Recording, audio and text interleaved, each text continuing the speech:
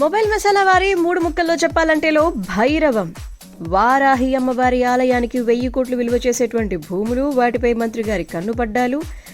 ఇక ఆ తర్వాత కథనం మొదలవ్వటాలు. అంటే స్నేహం విధేయతతో ముడిపడినటువంటి కథ. 2 కుటుంబాల మధ్య తరాల స్నేహం, ఆలయ భూముల నేపథ్యం ప్రధానంగా సాగేటువంటి కథ. బలమైన ఎమోషన్స్, డ్రామాని పండించేందుకు ఆస్కారం ఉన్నటువంటి ఈ కథ ఒకరు కాదు, ఇద్దరు కాదు, భైరవంలో 3 హీరోలు. Bellamkonda Sai Srinivas, Manchu Manoj and Nara Rohit.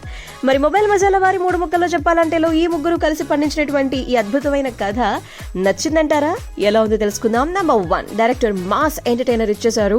BC centres కి పండగ లాంటి సినిమా భైరవం. నంబర్ 2, ఇంటర్వెల్ కి ముందు 10 నిమిషాలు క్లైమాక్స్ లో బెల్లంకొండ సాయి శ్రీనివాస్ ఎర్రగా తీసేయడాలు అందరికీ చాలా బాగా నచ్చేశాయి. నంబర్ 3, నారా రోహిత్, మంచు మనోజ్ వారి కెరీర్ బెస్ట్ పర్ఫార్మెన్స్ ని ఇవ్వటం జరిగిందనమాట. అందరూ థియేటర్స్ లో భైరవాన్ని బాగా ఎంజాయ్ చేస్తున్నారు. మరి చూసారా?